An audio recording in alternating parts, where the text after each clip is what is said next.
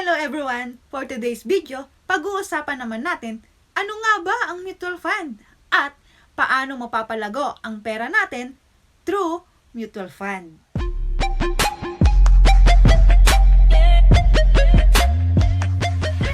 Ako nga pala si Shelo Lucelo, isa sa financial coach at trainer ng IMG. In this video, pag-uusapan nga natin ano nga ba ang mutual fund at paano mapapalago ang ating pera sa mutual fund. Pero bago yan, pag-usapan muna natin ang 3 stages of every person's financial life. Stage 1, man at work. Ito yung nagtatrabaho ka para kumita ng pera. Stage 2, man and money at work. Ito yung nagtatrabaho ka para kumita ng pera at nagtatrabaho rin ang pera mo at the same time. Stage 3, money at work. Ito yung stage kung saan pera na ang nagtatrabaho para sa'yo. Probably in this stage, nasa retirement age na tayo or nasa ating golden years. But some people at their young age, dahil nga maaga nilang natutunan how money works for them, maaga silang nakakapag-retire. At hindi na nila kailangang maghintay pa ng golden years para makarating dito sa stage 3. Kaya nga ang tanong, ikaw na nanonood ngayon, ikaw na nakatingin ngayon sa akin, nasaang stage ka na nga ba? Is it stage 1, 2, or 3?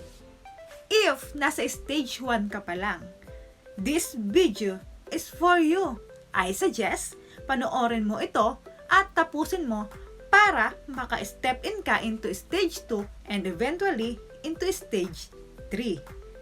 Dahil kung hindi mo matututunan how money works for you, baka lifetime ka na sa stage 1. Even your retirement age or golden years, baka nasa stage 1 ka pa rin. Dahil you need to find a job pa rin to make a living. Kaya nga, in this video, pag-uusapan natin ang isa sa financial vehicle na maaari mong paglagyan ng pera na iyong pinaghirapan at makakatulong sa iyo na ma-achieve mo ang mga pangarap mo at makarating ka into stage 3. At ito ay ang mutual fund. Ano nga ba ang mutual fund? Ang mutual fund ay ang mga pera ng mga small investors like you and me na pinagsasama-sama at ibinibili ng securities katulad ng stock at bonds sa mga businesses company na ang goal ay mapalago ito with the help of a fund manager. Maraming magagandang rason na maaari mong i-consider sa pag-i-invest sa mutual fund. Una, it was professionally managed by a fund manager. Ibig sabihin, hindi mo na kailangang i-manage ang portfolio mo. Hindi mo na rin kailangang problemahin ang pagtaas at bababa ng stock market. Hindi ka na rin mamumroblema kung ano bang magagandang kumpanya ang iyong bibilhin.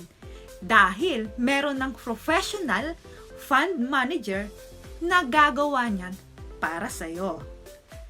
Pangalawa, diversification. Ibig sabihin, nakakalat ito sa iba't ibang industry. Marami ng kumpanya ang mabibili mo sa investment mo. Pangatlo, liquidity. Ibig sabihin, madali mo itong makuha. I-download mo lang ang redemption form and then fill it up, ipasa mo sa mutual fund company na napili mo, and then in just 3 to 5 days ay mapupunta na kaagad sa account mo ang pera mo. Take note lamang po, lahat ng mutual fund company ay mayroong tinatawag na 3 to 6 month holding period. So, ibig sabihin, hoping na hindi mo kukunin ang investment mo sa loob ng 3 to 6 months. Pang-apat, affordable. For as low as 5,000 pesos ay maaari ka nang maging shareholder ng malalaking kumpanya sa Pilipinas. At for as low as 1,000 pesos additional minimum investment ay pwede ka nang mag-invest.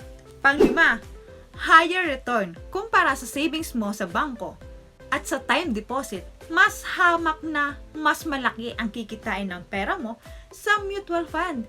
Dahil sa bangko, hindi mo nakikita ang mga hidden charges katulad na lamang ng inflation at taxes. Pero sa mutual fund, wala siyang taxes, kaya mo pang ibid ang inflation. Pang-anim, secure.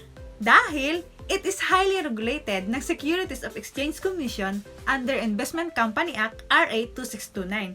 At lahat ng mga mutual fund company ay kailangan nilang mag-comply sa rules at regulation. And of course, regularly audited ito ng independent auditor. At ang mga asset ng mga mutual fund company ay nakalagay sa third-party custodian bank. Kaya naman, very much secure. Pang-pito, convenience. Dahil pwedeng-pwede ka nang makapag-open ng account online. Pwede ka na rin mag-top up online. OFW ka man o nasa probinsya, pwede ka nang maging investor at shareholder ng mga malalaking kumpanya sa Pilipinas. Meron akong ipapakitang mga senaryo ni Mr. A na maaaring ma-encounter mo rin kapag ikaw ay nag-i-invest na. At dito natin maintindihan kung kailan ba talaga tayo dapat bumili ng shares at kung papaano tayo kikita. Okay, simulan natin dito sa scenario number 1. Assuming na 100 pesos lang ang ini-invest ni Mr. A every month. Para mas madali na rin natin kwentahin. Lahat ng makikita mong number sa left side sa gilid, yan yung price per share. Lahat naman na nasa baba, yan yung month kung kailan bumili si Mr. A. Yung naman nasa gitna, yan yung total number of share na nabili niya. So, on the first month, dahil nga 100 pesos ang pera ni Mr. A, dahil 10 pesos ang price per share, nakabili siya ng 10 share. On the second month, tumaas, naging 12 pesos. So, nakabili siya ng 8.33 share. On the third month, tumaas ulit, naging 14 pesos. So, nakabili siya ng 7.14 share. On the fourth month, naging 16 pesos. So, nakabili siya ng 6.25.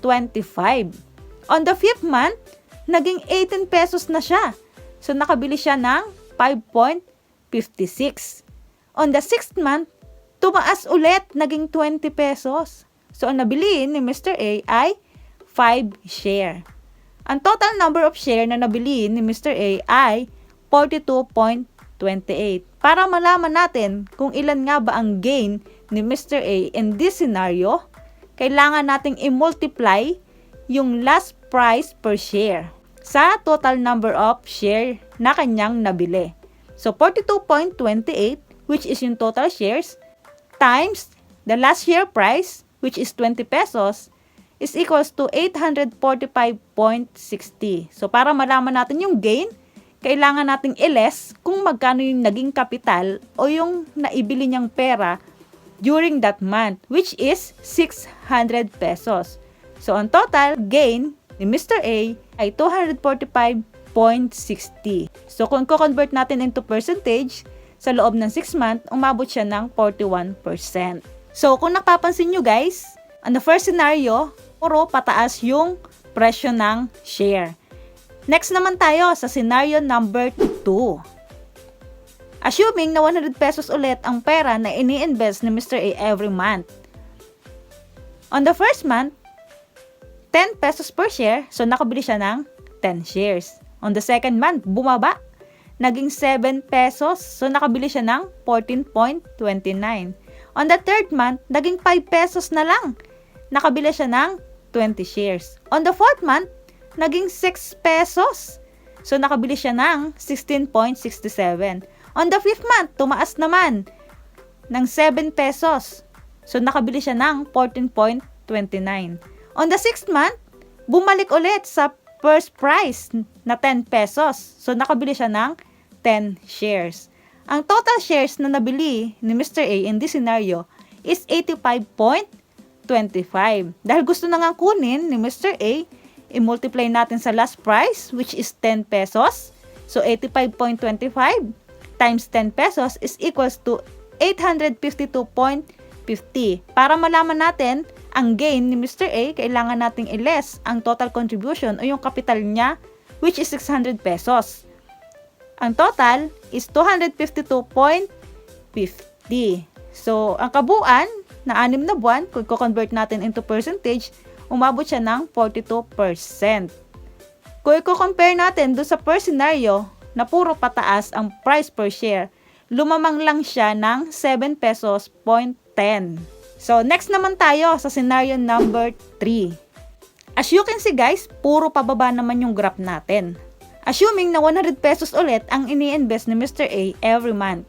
So on the first month, dahil 10 pesos per share, nakabili siya ng 10 shares.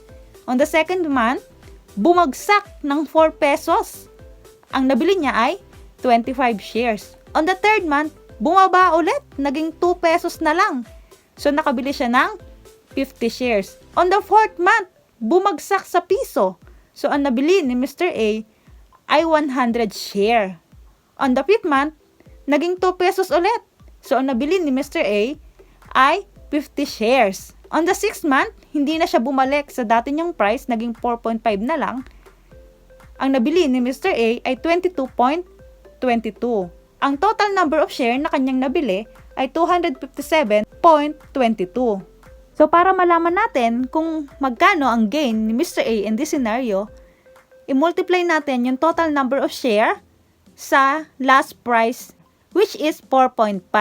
So, 257.22 multiply by 4.5 is equals to 1,157.49.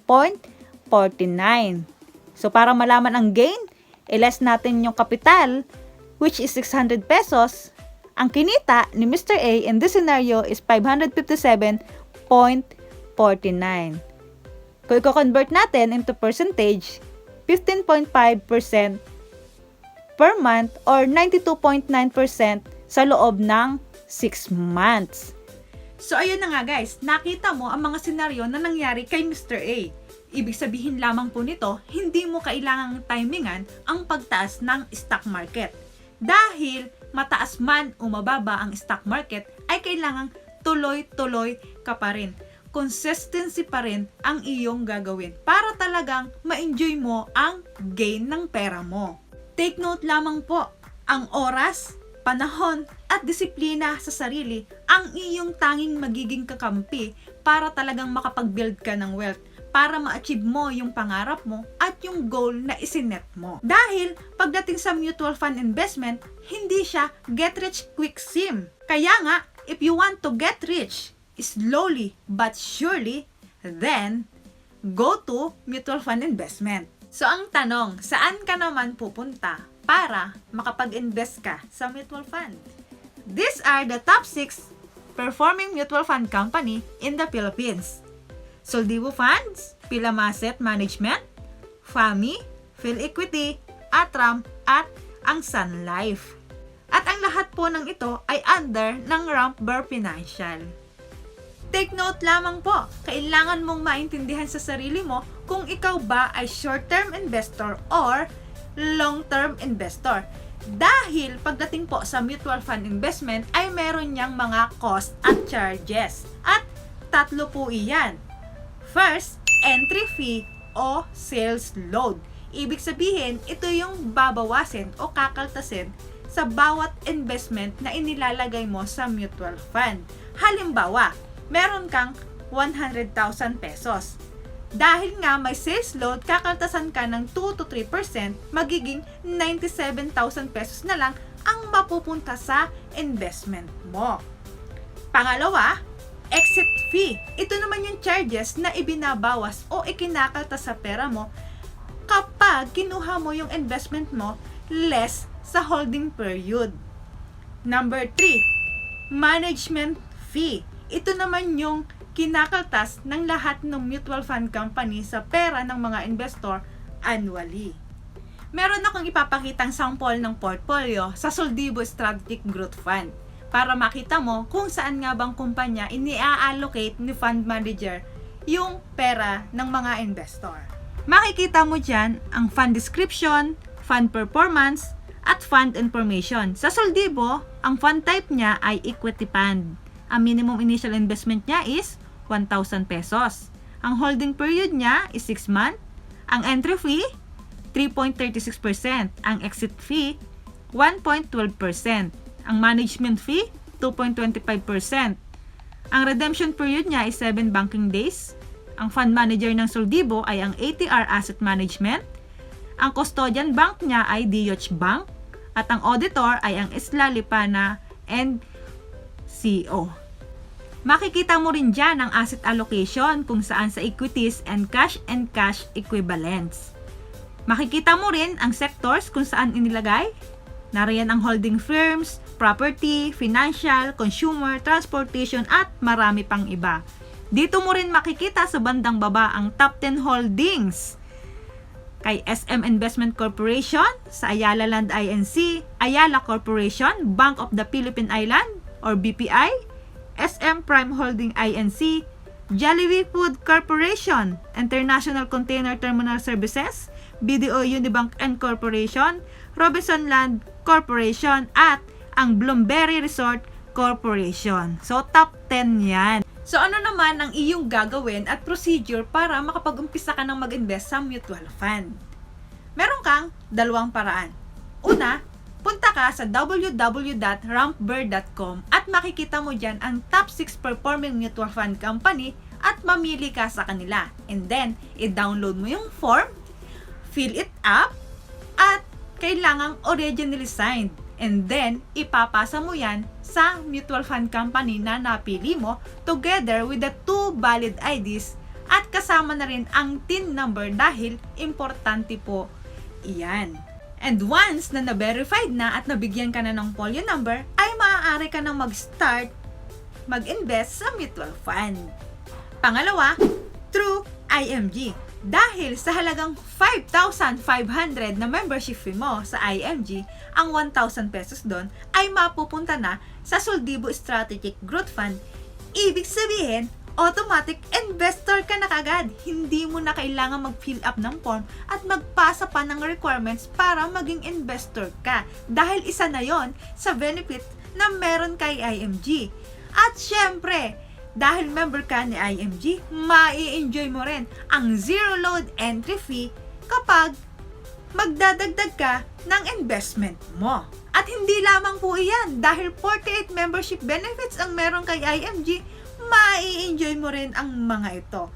To know more about IMG, panoorin mo ang previous video ko about kung sino si IMG at ang top 48 membership benefits na meron kay IMG. Kaya naman, kung ikaw gusto mong maging member ni IMG o meron ka pang mga katanungan at hindi naiintindihan, o kaya naman gusto mo nang makapag-umpisa mag-invest sa mutual fund, maaari mo akong i-message sa aking Facebook Messenger. Ang link ay nasa description box below para mabigyan kita ng detalye at ma-guide kita kung ano ang iyong gagawin. Huwag mo rin kalilimutang i-like at i-share sa iyong mga kapamilya at kaibigan para sila din ay makapagsimula ng mag-invest. Once again, I'm Sheila Lucelo, your online financial coach. God bless everyone! See you on my next video. Bye!